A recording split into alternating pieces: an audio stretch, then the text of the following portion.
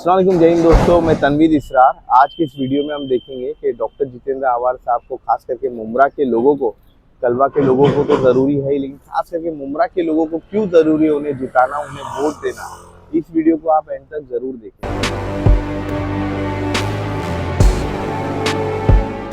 मैं पहले तो दिखाना चाहूँगा आपको जो नीतीश राणे हैं, उनकी ये वीडियो दिखाना चाहूँगा जो रिसेंटली उन्होंने इंटरव्यू दिया था। इस वीडियो को आप देखिए, उसके बाद हम आगे की बात करेंगे।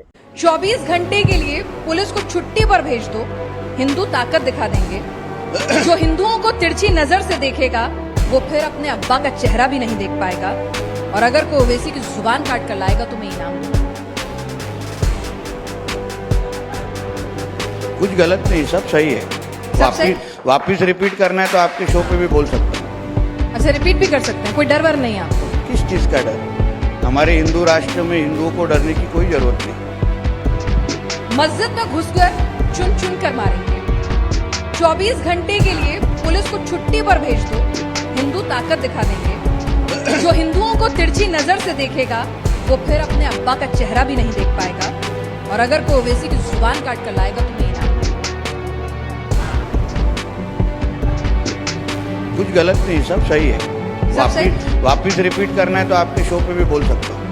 अच्छा, रिपीट भी कर सकते हैं, कोई डर वर नहीं है आपको? आपने देखा जो नीतीश राणे हैं, अभी भी जो है कंटिन्यूअसली इंटरव्यूज में हो या कोई भी पब्लिक फोरम पे मुसलमानों को टारगेट कर रहे, कम्युनल डिस्टर्बेंस करने की कोशिश कर रहे हैं, और उनके ऊपर मेजर एक्शन नहीं हो रहा है।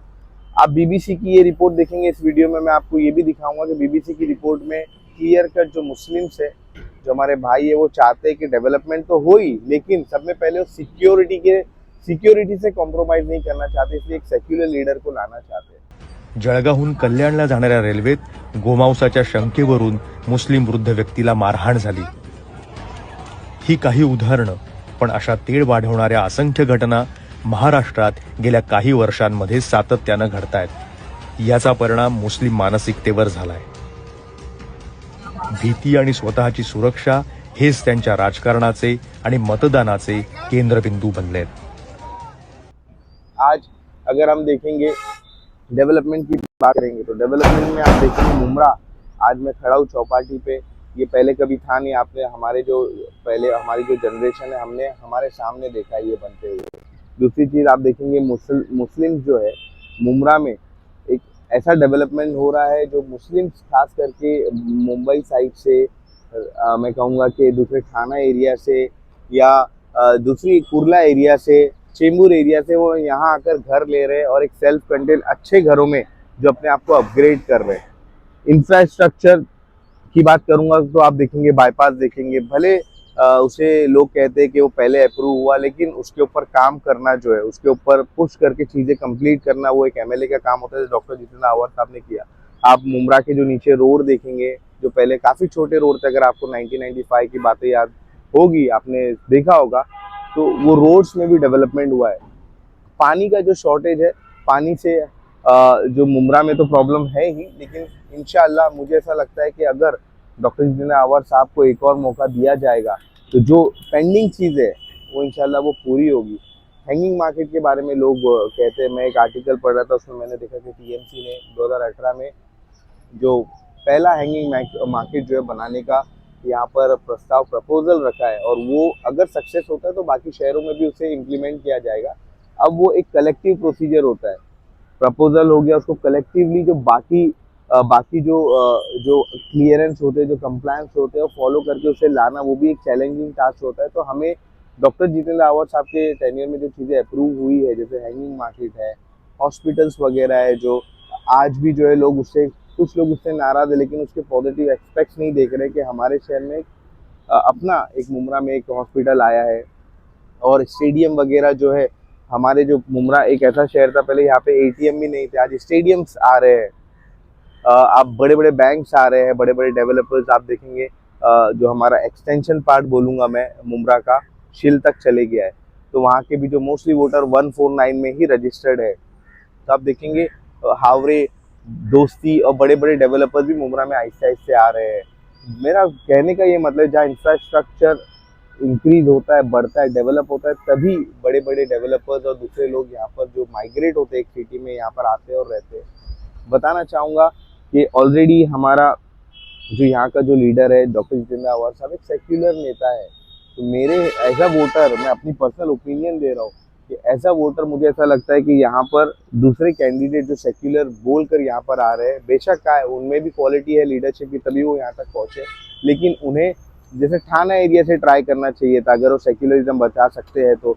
क्योंकि बीजेपी के जहाँ जहाँ अलायंस है वहाँ पर उनको वहाँ पर जाके अपनी जगह बनाना चाहिए थे, ना कि जहाँ पर ऑलरेडी जो डॉक्टर जितेंद्र आवार साहब जो दलित और मुसलमानों के लिए हमेशा आवाज़ उठाते हैं, हमारे दलित भाइयों के लिए, मुसलमानों के लिए हमेशा आवाज़ उठाते हैं, उनके इधर आकर वोट मांगकर उनको डिस्टर्ब करके उनकी सीट को खतरे में डाल के उनके लिए उल्टी बातें करके मुझे नहीं लगता कोई सेंस बनता है। तो एज अ वोटर मैं आप सबसे अपील करूँगा कि आप जो है डॉक्टर जितेंद्र आवार साहब को ही वोट दे इस बार, क्योंकि आप देखें कोविड में आवार साहब के पास मिनिस्ट्री थी 2.5 साल, लेकिन उसमें 2 साल तो कोविड के चले गए थे।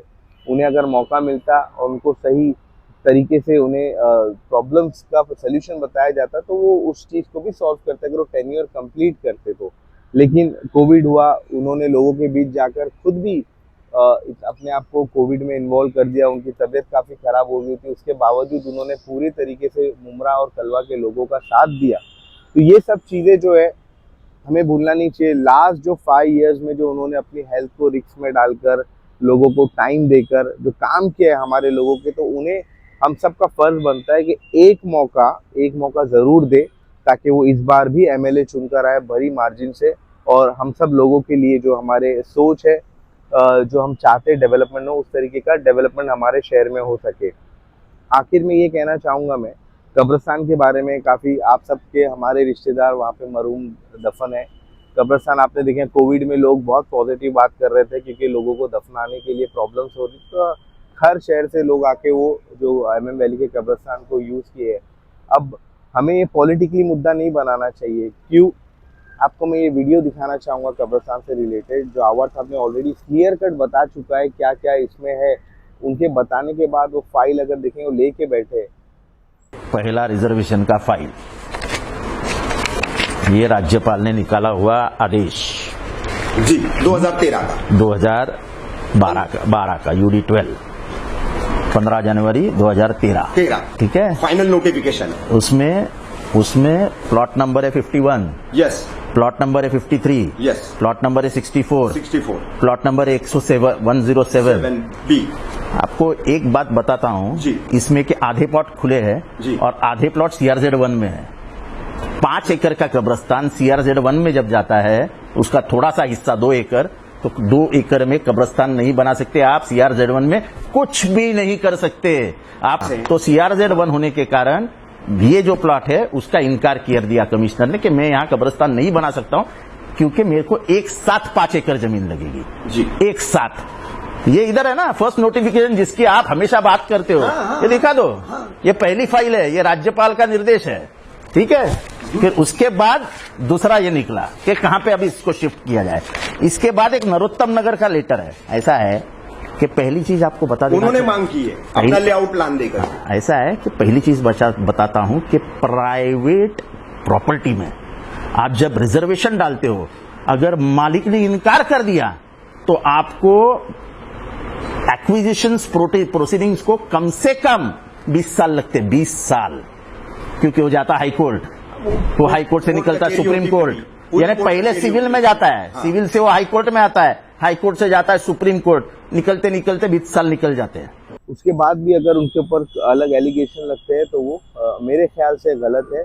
हाँ, अगर कोई सोल्यूशन है, कब्रिस्तान का मुद्दा पॉलिटिसाइज नहीं करके उसके ऊपर सोल्यूशन है, तो डॉक्टर जितेंद्र आवार साहब जो हमारे MLA थे और MLA इंशाल्लाह आगे भी रहेंगे, उनसे बात करके इसके ऊपर सोल्यूशन लाना चाहिए, ना कि इसको पॉलिटिकल मुद्दा बनाना चाहिए।